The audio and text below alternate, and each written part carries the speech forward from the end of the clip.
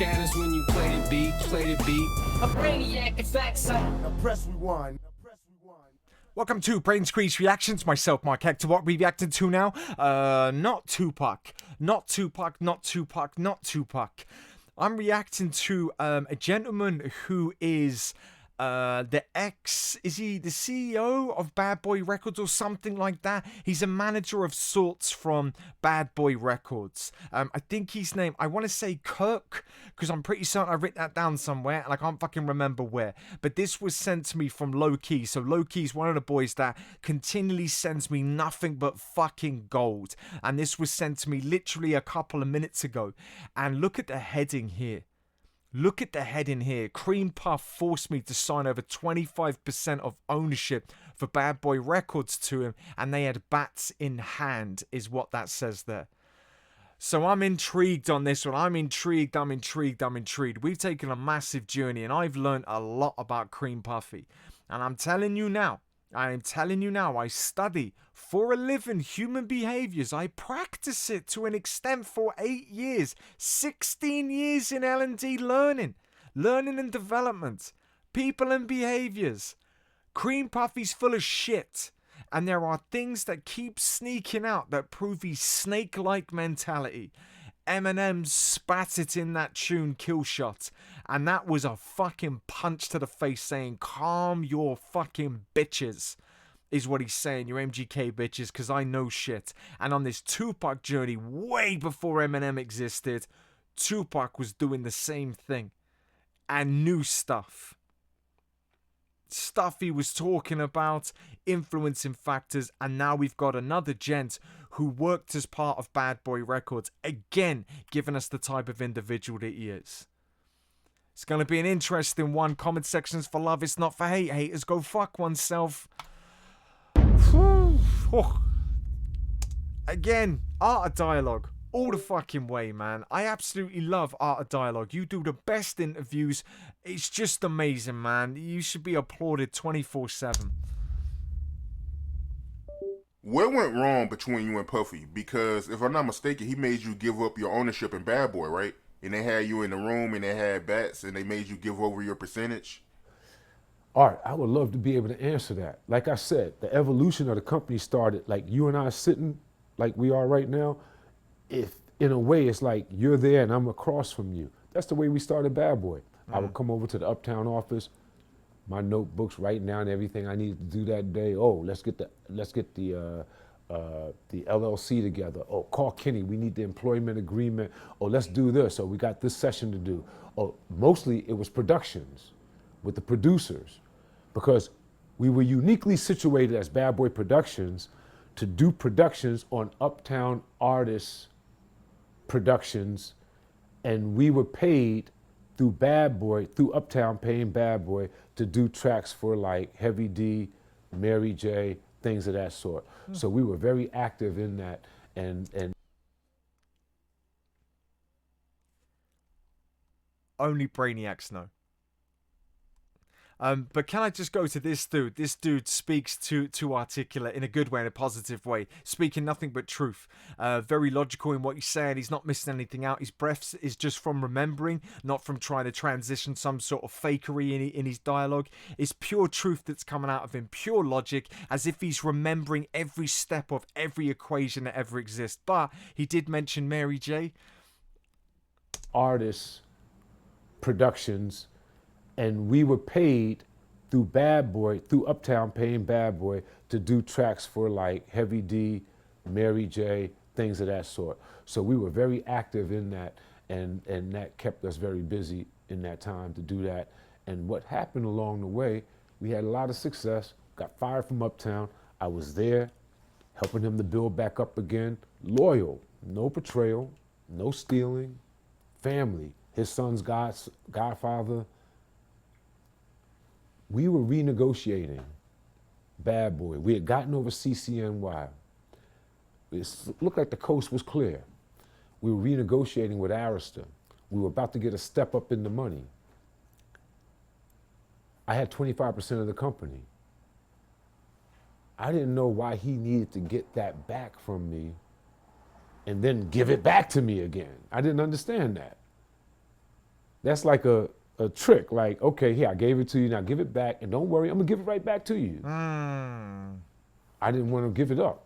So he came into my office one day unexpected, him and Kenny Marsalis, they had it planned out. Kenny had the briefcase with all the stock certificates in it, and Diddy had the bat. Not like I'm gonna beat the shit out of you with the bat, but he had the bat like, man, we got to do this. This has to happen.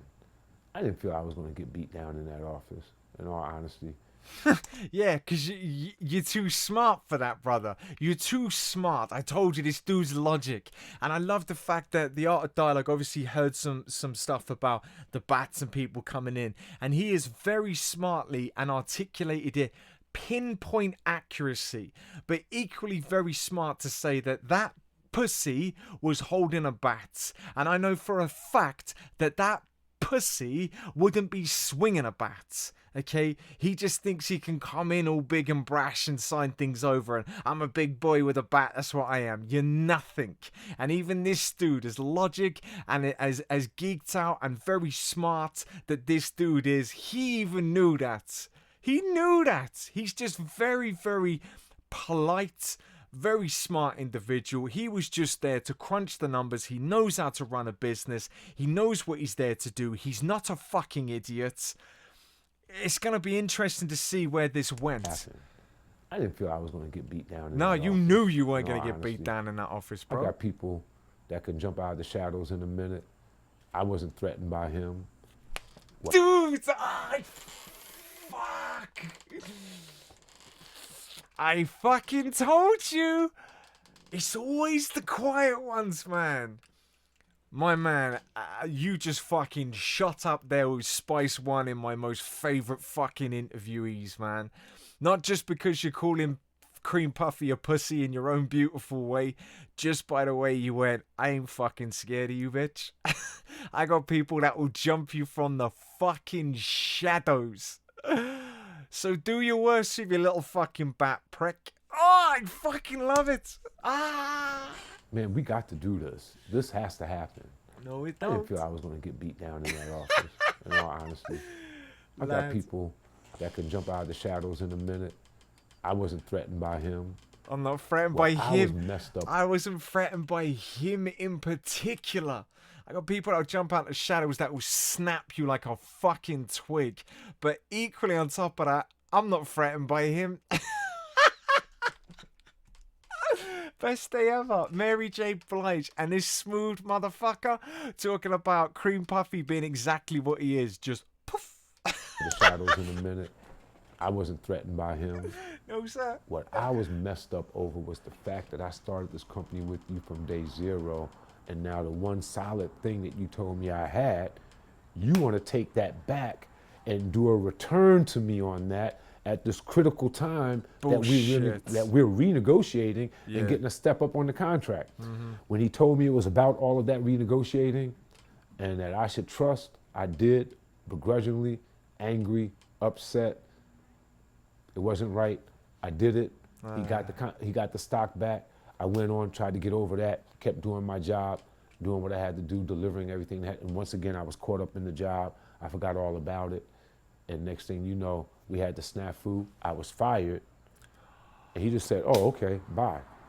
And since he had never given me the stock back, he never said that he would pay me anything or give me anything. He just avoided me all these years. Dude. Not only did he avoid me all these years, running high and low,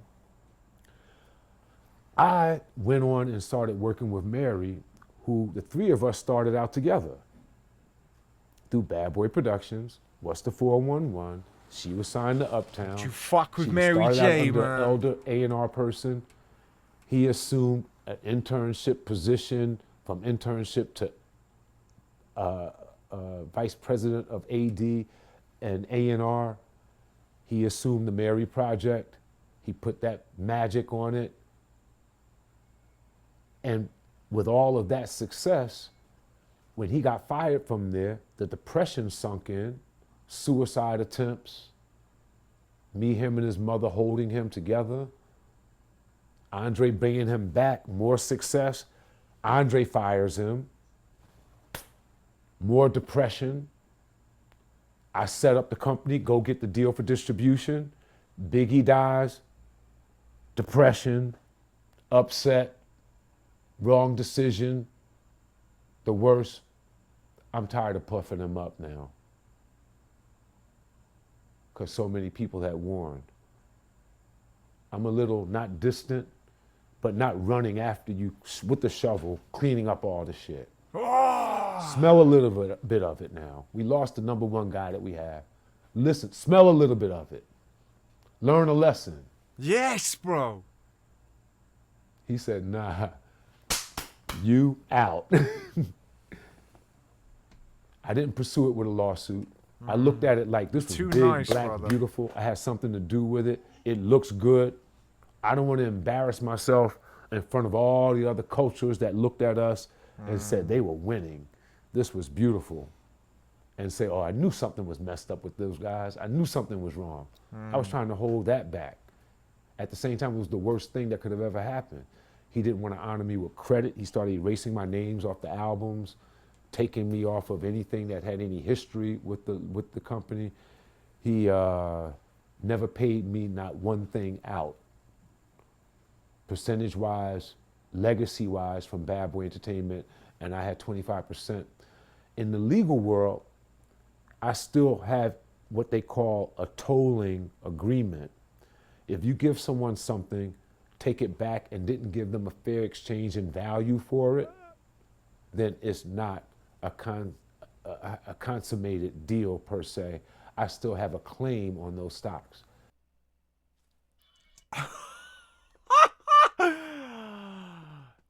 Dude. If you still have a claim on said stocks, myself and 10,000 Brainiacs plus many other Tupac fans are behind you all the fucking way. We will help you, and we'll equally bring bats with us, and we'll go get your fucking money back. Comment section Brainiacs, man, if we're gonna support this dude getting his stocks back off that fucking snake. I said it from what? 2-3 weeks in, I said he's a snake, and I had comment sections going, you don't know what you're talking about. You don't know what you're talking about. It had nothing to do with him. He's not like that. He did this. He did that. Now what are you going to say? What are you going to say now when the dude that worked with him, that dude was articulate and honest in every single word that he said. And then he ended it with a beautiful reminder. And I hope that that fucking cream puff watches that and even just squirms slightly. Just a little bit uncomfortable fucking shit in his knickers in that moment that dude says, I'm coming back for my fucking money. I'm coming back.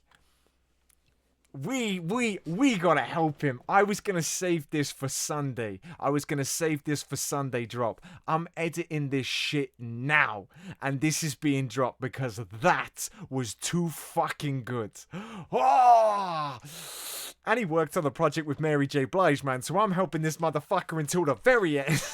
I'll walk to fucking Cream Puffy's little cottage on the hills, wherever he hides out somewhere. Probably a fucking sewer. You're a rat, bro. You're a rat. And he's coming out, man. He's coming out with every interview.